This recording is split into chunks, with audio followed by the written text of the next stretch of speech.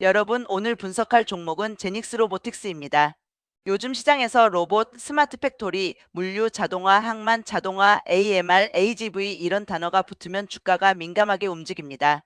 그런데 중요한 건 단순히 로봇주다 이 한마디로 끝내면 안 된다는 겁니다. 제닉스 로보틱스는 분명히 시장이 좋아하는 키워드를 많이 갖고 있습니다. 하지만 동시에 2025년 실적이 크게 무너진 회사이기도 합니다. 그래서 오늘은 이 종목을 무조건 좋다, 나쁘다로 보지 않고, 첫째, 회사가 정확히 뭘 하는지, 둘째, 최근 뉴스와 공시에서 무엇이 나왔는지, 셋째, 실적은 왜 나빠졌는지, 넷째, 2026년에 반전 가능성이 있는지, 다섯째, 주가를 볼 때 어떤 포인트를 체크해야 하는지, 이 순서로 자세히 보겠습니다. 먼저 제닉스 로보틱스가 어떤 회사인지부터 보겠습니다. 제닉스 로보틱스는 반도체 공장, 디스플레이 공장, 2차 전지 공장, 자동차 공정 등에서 사용되는 물류 자동화 시스템을 공급하는 회사입니다. 쉽게 말하면 공장 안에서 사람이 직접 부품이나 제품을 옮기는 것이 아니라 로봇과 자동화 장비가 이동하고 보관하고 이송하는 시스템을 만드는 회사입니다. 대표적인 제품은 스타커, AGV, AMR입니다. 스타커는 반도체나 디스플레이 공정에서 웨이퍼, 패널, 부품 등을 보관하고 자동으로 입출고하는 장비입니다. AGV는 정해진 경로를 따라 움직이는 무인 운반차입니다. AMR은 AGV보다 더 진화한 개념으로 주변 환경을 인식하고 자율적으로 경로를 판단하는 자율 이동 로봇입니다. 회사의 사업보고서에서도 반도체 공장 내 스타커, AGV, AMR 등의 물류 자동화 시스템을 공급한다고 설명하고 있습니다. 여기까지만 보면 굉장히 좋아 보입니다.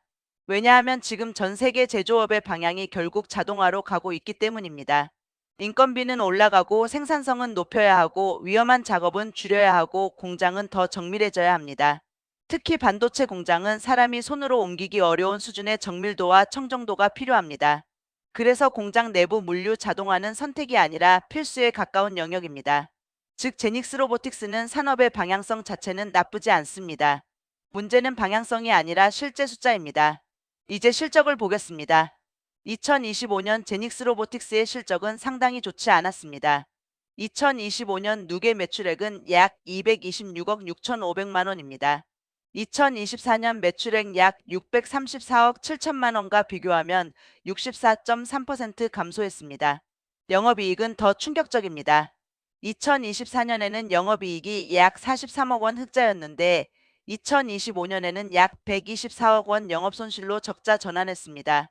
당기순이익도 2024년 약 60억 원 흑자에서 2025년 약 81억 원 순손실로 바뀌었습니다. 이건 단순한 실적 둔화가 아닙니다. 매출이 크게 줄었고 이익 구조도 무너진 겁니다. 특히 2025년 4분기만 보면 상황은 더 안 좋습니다.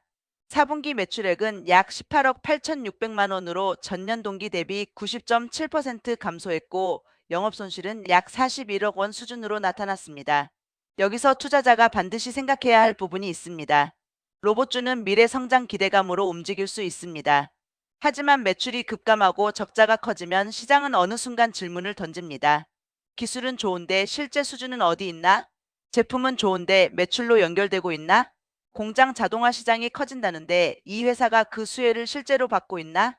이 질문에 답을 못하면 주가는 테마로 잠깐 오르더라도 오래 버티기 어렵습니다. 그렇다면 왜 실적이 이렇게 나빠졌을까요? 가장 큰 이유는 수주 감소입니다. 제닉스 로보틱스는 장비 회사입니다. 장비 회사는 고객사의 투자 사이클의 영향을 크게 받습니다.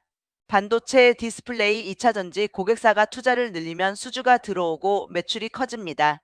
반대로 고객사가 투자를 미루거나 줄이면 매출이 크게 줄 수 있습니다. 즉, 제닉스 로보틱스는 매출이 매달 일정하게 나오는 소비재 기업이 아닙니다. 대형 프로젝트 수주가 있으면 실적이 좋아지고 수주 공백이 생기면 실적이 급격히 흔들릴 수 있는 구조입니다. 2025년 실적 부진의 핵심도 바로 이 부분입니다. 수주가 줄었고 그 와중에 연구개발비와 고정비 부담은 계속 발생했습니다. 장비 회사의 무서운 점은 매출이 줄어도 인력, 연구개발, 공장, 설비 유지 비용은 바로 줄이기 어렵다는 겁니다. 그러면 매출 감소가 곧바로 적자로 이어질 수 있습니다. 이게 2025년 제닉스 로보틱스에서 확인된 리스크입니다. 그런데 최근 시장이 제닉스 로보틱스를 다시 보는 이유가 있습니다. 바로 신규 수주와 신사업 기대감입니다. 가장 최근에 나온 중요한 공시는 ESS 이송용 고화중 AMR 납품 및 설치 계약입니다. 제닉스 로보틱스는 2026년 4월 29일 국내 자동화 장비 제조회사와 약 30억 1천만 원 규모의 ESS 이송용 고화중 AMR 납품 설치 계약을 체결했습니다. 이 계약 금액은 최근 매출액의 13.28%에 해당합니다. 계약 기간은 2026년 4월 28일부터 12월 31일까지입니다. 이 공시는 의미가 있습니다. 왜냐하면 2025년 매출이 226억 원 수준까지 줄어든 회사 입장에서 30억 원 계약은 작지 않습니다. 특히 최근 매출 대비 13%가 넘는 규모라는 점에서 단순한 소액 계약은 아닙니다. 그리고 ESS 이송용 고화중 AMR이라는 점도 중요합니다. ESS는 에너지 저장 장치입니다. 배터리, 전력, 신재생 에너지, 데이터 센터 전력 인프라와 연결될 수 있는 분야입니다. ESS 시장이 커지면 무거운 배터리 모듈이나 장비를 안전하게 옮기는 자동화 수요도 커질 수 있습니다. 즉, 이번 계약은 제닉스 로보틱스가 기존 반도체 디스플레이 중심에서 벗어나 ESS와 고화중 물류 자동화 영역으로 확장할 가능성을 보여준 공시라고 볼 수 있습니다. 하지만 여기서 냉정하게 봐야 합니다. 30억 원 계약 하나가 바로 턴어라운드를 보장하는 것은 아닙니다. 2025년 영업손실이 124억 원이었기 때문에 30억 원짜리 계약 하나로 모든 문제가 해결되지는 않습니다. 중요한 것은 이 계약이 시작인지 단발성인지입니다. 앞으로 비슷한 규모의 계약이 계속 나오는지, ESS 관련 추가 고객사가 붙는지, 고화중 AMR이 실제 반복 매출로 이어지는지 이걸 확인해야 합니다. 두 번째 핵심 재료는 70톤급 AGV-AMR 개발입니다. 최근 보도에 따르면 제닉스 로보틱스는 항만 자동화 시장 진입을 위해 70톤급 고중량 AGV-AMR 개발을 추진하고 있습니다. 특히 컨테이너 운송이 가능한 70톤급 로봇 개발을 통해 항만 물류 자동화 시장에 진입하겠다는 전략이 나왔습니다.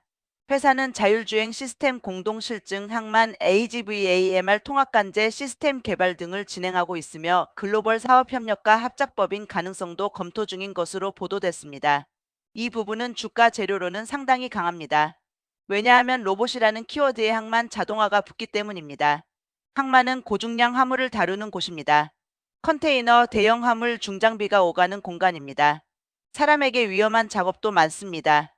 그래서 자동화가 되면 안전성 개선, 인건비 절감, 운영 효율 향상 효과가 있습니다. 여기에 탄소 규제와 친환경 물류 흐름까지 붙으면 항만 자동화는 장기적으로 시장성이 있는 분야입니다. 만약 제닉스 로보틱스가 70톤급 AGV-AMR을 실제로 상용화하고 항만 실증을 통과하고 납품 계약까지 따낸다면 이야기는 달라질 수 있습니다. 그때는 단순 공장 내부 물류 자동화 회사가 아니라 스마트 항만 로봇 자동화 기업으로 재평가될 수 있습니다. 하지만 여기에도 리스크가 있습니다. 개발 완료, 주행 테스트, 실증, 납품, 매출 인식은 전부 다른 단계입니다. 뉴스의 개발 마무리 단계라고 나오는 것과 실제 대규모 납품 계약이 발생하는 것은 전혀 다릅니다. 주식시장은 기대감으로 먼저 움직일 수 있지만 결국 숫자가 따라와야 합니다. 그래서 70톤급 AGV-AMR 뉴스는 분명 좋은 재료지만 아직은 기대감 단계로 보는 게 맞습니다. 이제 제닉스 로보틱스의 투자 포인트를 정리해 보겠습니다. 첫 번째 투자 포인트는 로봇 자동화 산업의 성장성입니다. 전 세계 제조업은 자동화로 가고 있습니다. 특히 반도체, 2차 전지, 디스플레이, 자동차 공장은 사람의 수작업보다 자동화 시스템이 훨씬 중요해지고 있습니다. 제닉스 로보틱스는 이 시장에서 스타커, AGV, AMR 기반의 물류 자동화 시스템을 공급합니다. 산업의 방향성만 보면 회사가 속한 시장은 분명 매력적입니다. 두 번째 투자 포인트는 고화중 AMR 확장성입니다. 기존 AMR은 주로 공장 내부 부품 이송이나 물류창고 이동에 활용됐습니다. 그런데 제닉스 로보틱스는 ESS 이송용 고화중 AMR 계약을 체결했고 70톤급 AGV AMR 개발도 추진하고 있습니다. 이 말은 회사가 단순 소형 물류 로봇이 아니라 무거운 장비와 대형 화물을 다루는 고화중 로봇 시장으로 확장하려 한다는 뜻입니다. 고화중 로봇은 진입 장벽이 더 높을 수 있습니다. 안전성, 제어 기술, 배터리, 구동부, 센서, 관제 시스템이 모두 중요하기 때문입니다. 만약 이 영역에서 레퍼런스를 확보하면 시장은 제닉스 로보틱스를 다시 볼 수 있습니다. 세 번째 투자 포인트는 수주 회복 기대감입니다.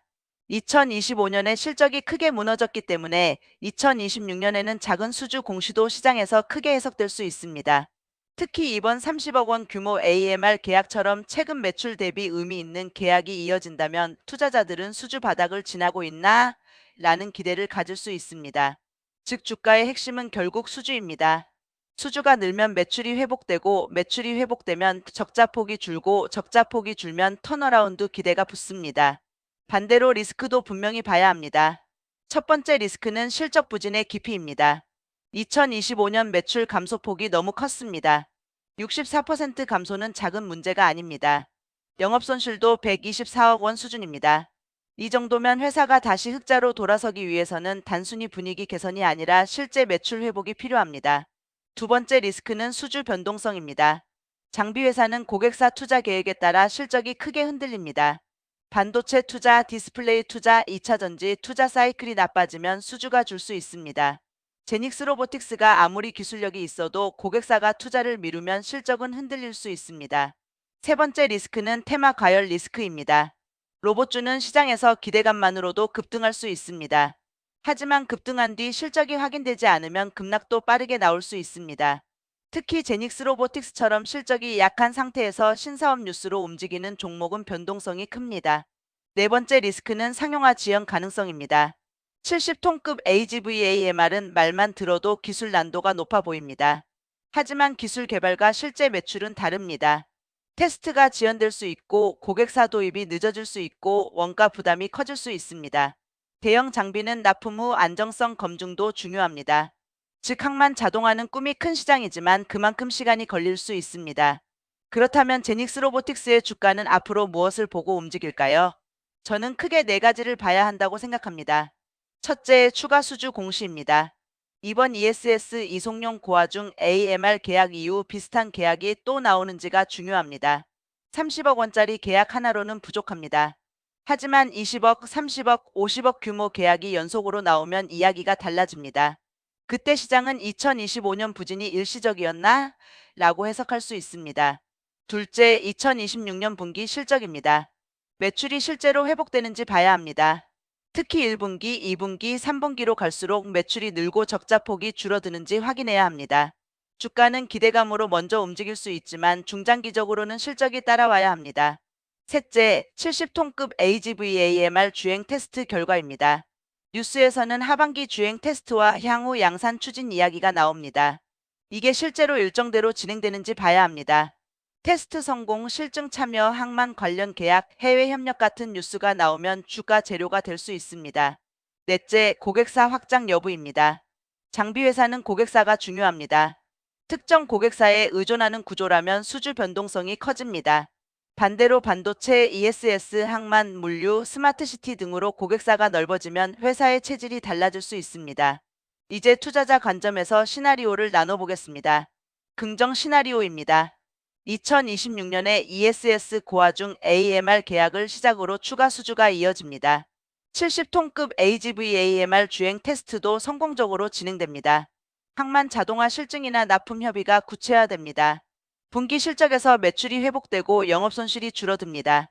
이렇게 되면 제닉스 로보틱스는 단순 로봇 테마주가 아니라 실제 수주가 회복되는 로봇 자동화 턴어라운드주로 볼 수 있습니다.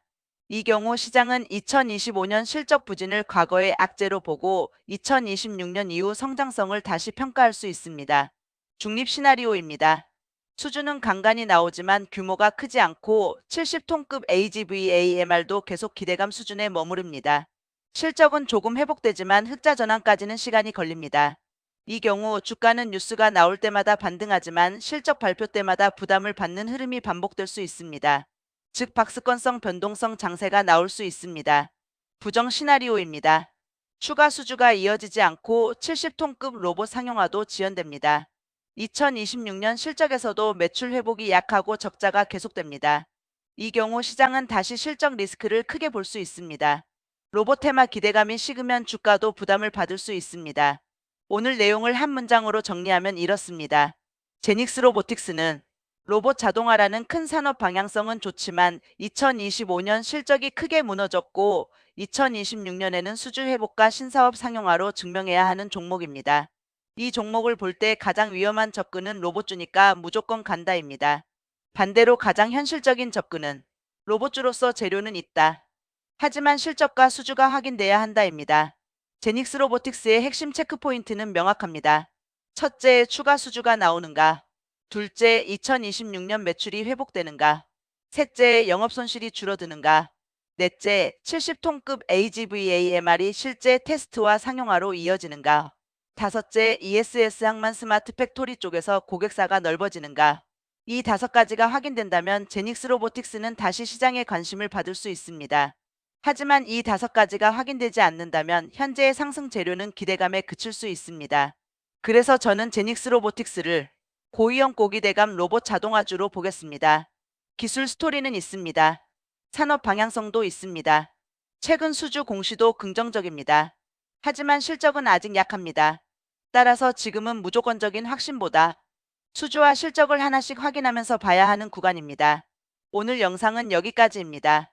본 영상은 특정 종목에 대한 매수매도 추천이 아닙니다. 투자 판단과 책임은 항상 본인에게 있습니다. 좋아요와 구독은 다음 종목 분석에 큰 힘이 됩니다.